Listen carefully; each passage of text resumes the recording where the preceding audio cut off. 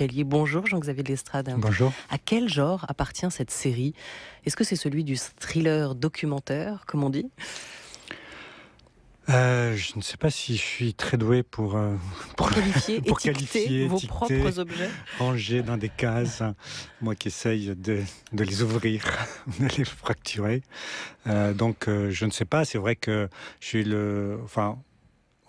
aujourd'hui on me dit que d'une certaine manière j'ai inventé un genre, puisque d'autres l'ont fait après, ou ont essayé de faire comme dans Staircase, une sorte de série documentaire sur une affaire criminelle. Les Américains appellent ça le true crime série. Mais je ne sais pas, j'ai simplement essayé de faire, au départ, ça devait être un film de 2 heures, c'est devenu une série parce que ce que j'étais en train de filmer demandait à ce que ça devienne une série, que ça prenne la forme d'une série. Quand vous vous intéressez à cette affaire, au tout départ, la première fois que vous en entendez parler, que vous décidez de partir tourner ce film de 2 heures qui deviendra série, est-ce que vous imaginiez la densité de ce qui allait être cette affaire, la densité de ce à quoi vous alliez être confronté par la suite? Non, évidemment non. En fait, au départ, pour bien comprendre comment on arrive à l'histoire de Michael Peterson, vous l'avez cité, le film que j'avais tourné avant Staircase, qui s'appelle Un coupable idéal. Un coupable idéal, c'était l'histoire d'un jeune noir de 15 ans qui avait été accusé d'avoir tué une femme en Floride, à Jacksonville. Ce jeune noir vient d'un milieu très très modeste. Ses parents ont très très peu d'argent, et du coup, pour se défendre, il a ce qu'on appelle aux États-Unis un public defender. C'est l'équivalent un petit peu d'un commis d'office. avocat commis d'office. Voilà. J'avais fait un film de 2 heures là-dessus, sur cette histoire-là, sur cette affaire-là. Et le film avait été, aux États-Unis, avait été coproduit par la chaîne américaine HBO. Et HBO voulait absolument que je fasse un autre film, un peu basé sur le même principe, c'est-à-dire à partir d'une affaire criminelle, suivre le déroulement de l'affaire, suivre jusqu'à la fin du procès, jusqu'au verdict. J'avais dit à HBO, ok, ça m'intéresse, mais à condition de concevoir le film suivant comme un diptyque avec un coupable idéal. Donc essayer de voir à l'opposé une situation où l'accusé serait blanc, aurait beaucoup d'argent, serait quelqu'un de connu dans sa communauté, et de voir dans ce cas précis comment la justice traite son affaire. Est-ce qu'il y a un traitement différent si on a beaucoup d'argent, si on est quelqu'un de connu, si on fait partie de la majorité blanche qui a le pouvoir, ou pas. Donc, vous dites soupçon est presque devenu le hors-champ d'un coupable idéal. Oui, c'est d'une certaine manière, effectivement, c'était un peu l'idée. Donc, il a fallu beaucoup de temps pour trouver une histoire qui corresponde un peu à ces critères. Et donc, simplement, je me souviens, au bout de 4 ou 5 mois de recherche, et après avoir lu plus de 300 différentes affaires, avoir reçu un courriel de Charlotte, Charlottesville, en Caroline du Nord, une journaliste qui me dit je viens d'avoir un avocat, il a une affaire là qui vient de lui arriver, ça fait 3 semaines. C'est un écrivain blanc, il est accusé d'avoir tué sa femme, lui dit que c'est un accident, il l'a trouvé au bas des escaliers. Point. C'était tout. Et oui, il y avait une mention que c'était un écrivain, voilà. Et quelqu'un de connu qui s'était présenté comme étant à la mairie de la ville de Durham. Et donc c'est avec ces seules infos-là que j'ai débarqué en Caroline du Nord, et que je ne pouvais pas imaginer ce qui allait se dérouler ensuite. Et je pense que si j'avais su que l'histoire allait se dérouler sur 15 ou 16 ans... Vous n'y seriez peut-être pas allé ? Je n'aurais certainement pas pris cet avion-là. Voilà, là vous vous dites, il y en a pour 2 ans, puis après, hop, oui, on monte le film et il est diffusé. Ben non, ça va durer beaucoup plus longtemps. Et aujourd'hui donc, l'épilogue de cette affaire, avec 3 nouveaux épisodes. Mais comment on fait vivre un projet sur 15 ans ? Quand vous commencez l'aventure, vous le dites, vous n'avez aucune visibilité. Est-ce que les équipes de tournage à part vous, n'ont cessé de changer, de se renouveler. Bah. Est-ce que vous avez eu une sorte d'accord tacite avant de commencer cette aventure, en vous disant que vous tiendriez jusqu'au bout, quel que soit le bout de cette affaire? En fait, au départ, effectivement, l'idée était le procès était programmé pour 6 mois plus tard ou 9 mois plus tard. Bon, avec les retards, on se disait un an plus tard. Effectivement, au bout de 18 mois, ça devait être terminé. Et le film allait être fait. Et voilà. Et je serais passé à un autre film beaucoup plus tard. Mais ce qui est le fait assez remarquable dans cette histoire, finalement, c'est que le tournage, au cours de ces 16 ans, s'est déroulé avec exactement la même équipe. Le même chef opératrice, même ingénieur du son, la productrice exécutive aussi, la même, dont les mêmes 4 personnes. Et c'est parce que, en fait, quand on a commencé à plonger dans cette réalité-là, avec ces personnages-là, d'une certaine manière, oui, ce sont des personnages, mais il y a eu un tel attachement qui s'est créé à l'histoire, aux gens, que il y a eu effectivement comme une sorte de promesse qu'on irait ensemble jusqu'au bout. Évidemment, tout le monde a fait d'autres films entre et en même temps. Sinon, on n'aurait pas survécu, je pense, financièrement. Mais c'est exactement les mêmes personnes qui ont été du début, du premier jour, jusqu'au dernier jour de tournage. Et pareil, du côté de l'affaire, les protagonistes sont restés les mêmes. Évidemment, Michael Peterson, le coupable ou l'accusé, on va dire, L'accusé, après ouais. qu'il ait été condamné. Son avocat, David Rudolph, qui est aussi une personnalité très forte du feuilleton. Alors les juges ont changé, mais du côté de l'affaire, on retrouve aussi, ils ont tenu sur la longueur, tous ces personnages-là. Oui, en fait, David Rudolph, qui est l'avocat de Michael Peterson à l'histoire, c'est un peu... Il a eu, je pense, les mêmes doutes que j'ai pu ressentir. On le voit d'ailleurs au cours de la série, plusieurs fois dire à Michael, bon, je suis là, je tiens, parce que si j'ai un attachement particulier à cette affaire-là, cette affaire judiciaire-là, parce que je suis convaincu que tu es innocent, j'ai l'impression que, étant donné que tu as été condamné, j'ai mal fait mon travail, je te dois quelque chose, donc il fait tout pour le sortir de prison. Quand en 2011, décembre 2011, il arrive à le faire sortir de prison, il se dit j'ai terminé, mais en même temps, l'affaire n'est pas terminée, l'affaire continue parce que l'accusation maintient ses accusations, et donc il y a potentiellement un nouveau procès.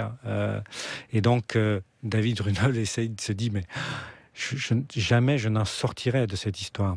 Et la même chose pour moi, au fond, d'une certaine manière, il y avait une sorte presque de contrat, il n'y avait pas de contrat signé, mais c'était presque une promesse.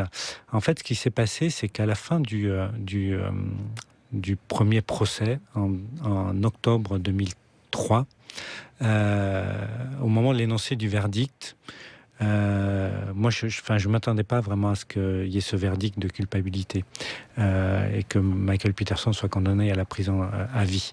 Le procès avait été mené d'une telle manière par la défense qu'il y avait un vrai doute raisonnable.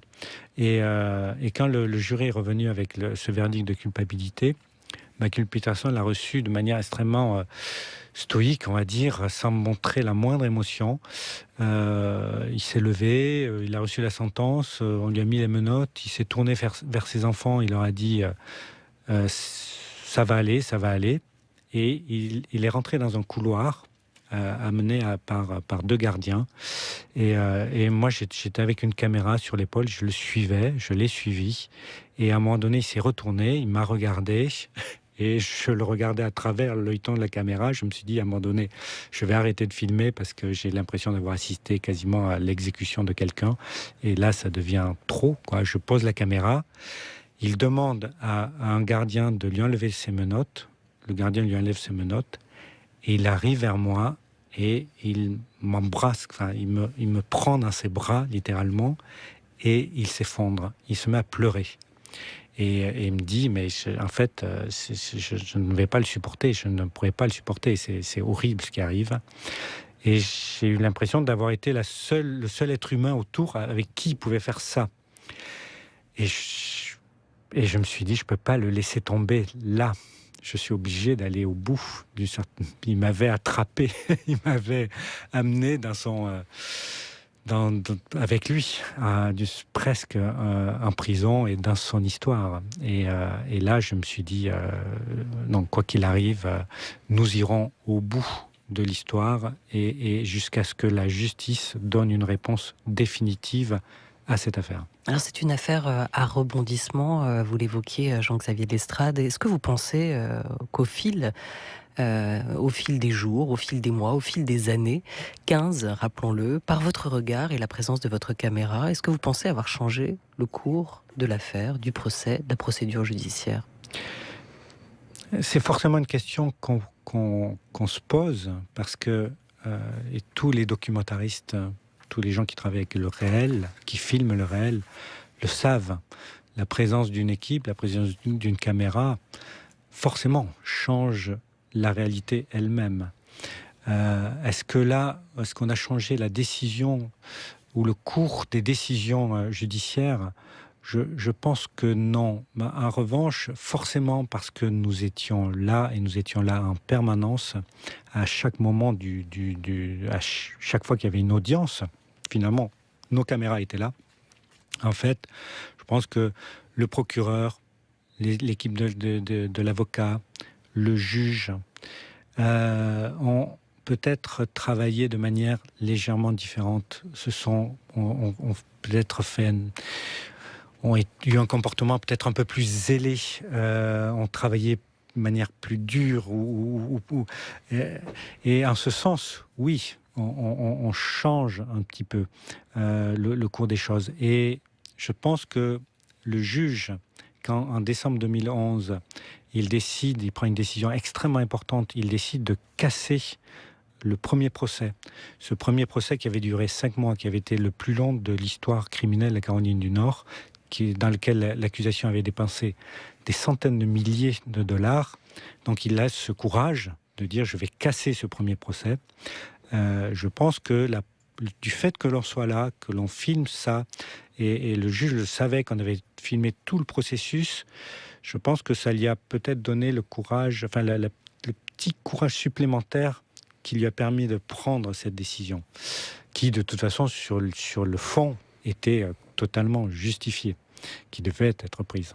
Alors coupable ou innocent, innocent ou coupable, on imagine que votre propre jugement intérieur, que vous avez essayé de ne pas laisser transparaître, a aussi évolué au fil de l'affaire. Pas facile de garder sa subjectivité pour soi quand on tient la caméra. Peut-être qu'on peut se dire que vous n'avez pas tant cherché à établir la vérité, mais plutôt tendu à vous en approcher.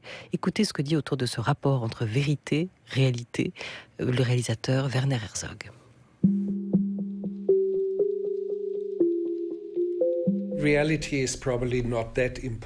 Ce qu'il faut savoir, c'est que la question essentielle n'est pas celle de la réalité. Ce qui, au-delà de la réalité, est important, c'est quelque chose qui échappe et qu'il est beaucoup plus difficile de capter. Et ça, c'est un sens de vérité.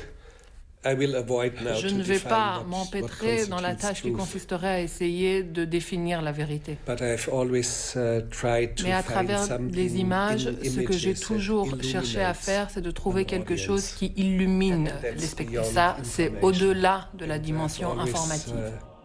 Est-ce qu'il y a une forme d'extase de la vérité pour vous aussi, Jean-Xavier Lestrade ?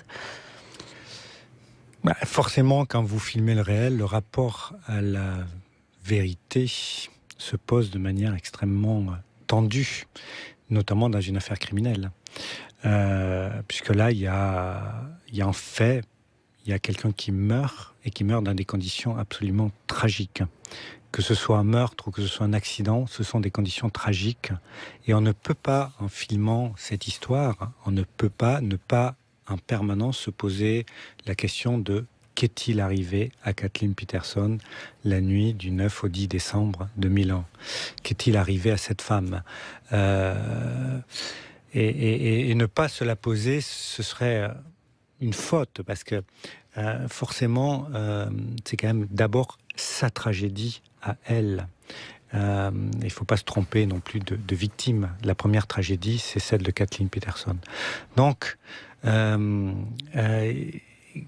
une histoire comme ça où il y a comme une forme d'obsession à essayer de savoir ce qui s'est passé, même si, au fond, notre rôle en tant que documentariste, cinéaste, ce n'est pas ni d'être juge, d'être avocat, d'être procureur ou d'être enquêteur. En fait, on n'est pas là pour rechercher la vérité, on est là pour observer, enfin en tout cas moi j'étais là pour observer comment la justice, les auxiliaires de justice allaient traiter de cette affaire et de cette histoire. Comment, quelle réponse finalement la justice allait donner à cette histoire. Mais comme je vous le disais, il y avait quand même cette question lancinante, permanente de la personne que je suis en train de filmer. A-t-elle un rapport avec la mort de sa femme? A-t-elle un rapport avec la mort de cette femme qu'il dit avoir aimée? Donc, vous passez des journées entières, des semaines, des mois, des années avec quelqu'un que vous filmez et sur lequel vous avez toujours cette question, malgré tout. Même si ce n'est pas votre rôle d'y répondre, mais la question de est-ce que je suis en train de filmer quelqu'un qui est simplement une victime d'un système ou quelqu'un qui manipule le système ou qui se sert du système et qui a joué un rôle dans la mort de sa femme. Et c'est un supplice de ne pas savoir, de ne pas trouver ses propres réponses, non? De garder ce soupçon, pour reprendre le titre de la série documentaire que vous venez de réaliser, enfin que vous avez réalisé, qui est diffusée là, pardon, Jean-Xavier de Lestrade. Oui, au départ, ça a été véritablement un supplice, enfin une sorte de supplice. Et au fond, j'avais une sorte... Enfin, j'étais possédé par une sorte d'orgueil ou de vanité à me dire que à la fin du tournage, je saurais parce que en tant qu'observateur avec une caméra, c'est un tel révélateur la caméra que on allait savoir la vérité. Enfin, on allait avoir accès à cette vérité-là. Et en fait, pas du tout. En fait, non. En fait, et c'est mieux ainsi, au fond. C'est que le supplice se termine quand vous devenez un petit peu plus sage et que vous dites, au fond, il y a un mystère. Ce mystère appartient sans doute en premier lieu à Michael Peterson. Et vous allez, au fond, il faut lui laisser ce mystère aussi et arrêter d'être obsédé par... que s'est-il passé? Je veux savoir, est-il coupable, pas coupable? Non, ça, il faut, au fond, laisser aussi aux spectateurs eux-mêmes le soin de répondre avec ce qu'ils sont à cette question et laisser la réponse ouverte. Everybody knows the deal is rotten. Tout le monde sait que les dés sont pipés. Sur la fin, Peterson vous fait écouter cette chanson de Leonard Cohen.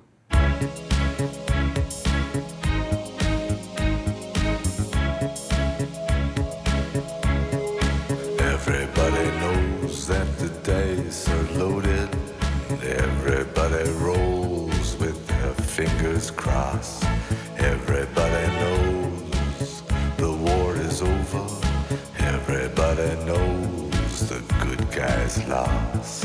Everybody knows the fight was fixed.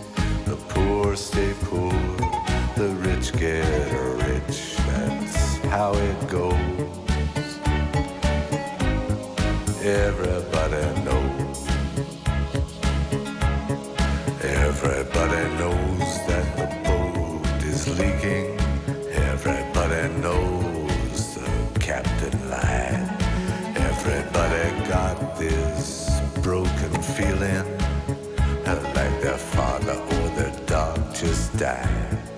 Everybody talking to their pockets. Everybody wants a box of chocolates and a long stem rose. Everybody knows.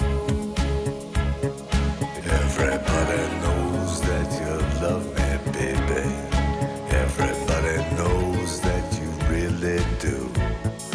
Everybody knows that you've been faithful, give or take a night or two.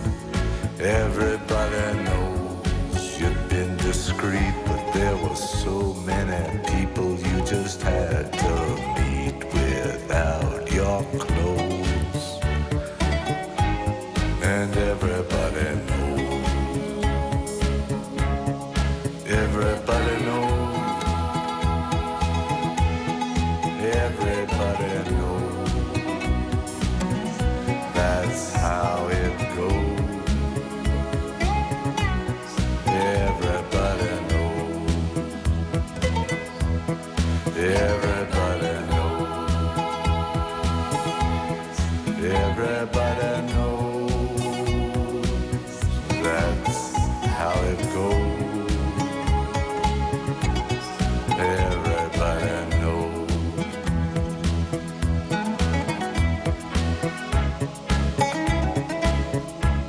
And everybody knows that it's now or never. Everybody knows that it's me. Léonard Cohen, le réalisateur Jean-Xavier Lestrade pour sa série Soupçons, diffusée actuellement sur Canal jusqu'au 19 juillet et notre invité jusqu'à midi et demi sur France Culture. Pour l'heure, il est 12h25. France Culture. La Grande Table. Olivia Gesbert. Qu'est-ce qui est propre au système américain, Jean-Xavier Lestrade, de sa dramaturgie, de ses failles, et qui n'a cessé finalement d'alimenter le feuilleton et cette série documentaire avec ses coups de théâtre et ses rebondissements qui a nécessité chez vous plus de 70 allers-retours, c'est énorme, en Caroline du Nord, donc pour la réaliser. Je vous propose d'écouter un autre extrait de votre série Soupçons après la bande-annonce. So what we're going to have, it's going to cost 700, we know for a fact, between $750,000 to $800,000. Au total, ça va coûter 650, 670, 700, au moins entre 750 et 800 000 $. Au départ, on pensait dans les 500 ou 550. On dépasse de 250. De 350 000 même. On explose le budget. Si on avait une boîte, on ferait faillite. Mais comment font les gens qui n'ont pas d'argent? Si les riches s'en sortent, c'est juste parce qu'ils ont les moyens de se défendre. Les pauvres, ils vont en tôle parce qu'ils ne les ont pas. Point final. Pas à chaque fois, mais en gros c'est ça. Prends un type dans mon cas. D'abord, il ne l'aurait pas poursuivi comme ça. Mais il n'aurait absolument aucun espoir d'engager des experts, ou je ne sais qui, pour prouver son innocence. Quant à l'aide juridictionnelle, On est loin du compte. La justice américaine coûte très, très cher. Very, very expensive. L'avocat de Michael Peterson dira que l'homme est ressorti de toute cette affaire broyé aussi par le système. L'argent, c'est le nerf de la guerre. Et vous l'avez évoqué, vous avez commencé cette série, vous vous êtes attaché à cette affaire pour comprendre si aux États-Unis on était mieux jugé en étant blanc, riche, connu, qu'en étant noir, pauvre et totalement anonyme et inconnu, défendu par un avocat commis d'office. Est-ce que vous avez trouvé la réponse à cette question ? Finalement, le paradoxe des deux films, à la fois Un coupable idéal et de Staircase, c'est que dans Un coupable idéal, le pauvre noir défendu par un avocat commis d'office, finalement s'en sort miraculeusement. Il s'en sort. Il sera acquitté lors de son procès, alors que l'écrivain riche, connu, lui, va être condamné. La leçon de tout ça, c'est que, effectivement, l'argent fait une différence, peut faire une différence. Ce que vient de dire Michael Peterson est absolument vrai. La plupart des gens ne peuvent pas se défendre et ne peuvent pas bien se défendre. C'est pourquoi ils prennent très souvent ils acceptent de plaider coupable, d'être certains finalement de prendre une peine de prison un peu plus basse que s'ils allaient à un procès, parce qu'ils ne peuvent pas se payer un avocat pour les défendre devant un procès, devant une cour d'assises. Mais ce qui est la singularité de ce système américain, c'est la première sans doute et la plus importante, c'est que c'est un système qui ne recherche pas la vérité. C'est pas un système dans lequel on est à la recherche de la vérité.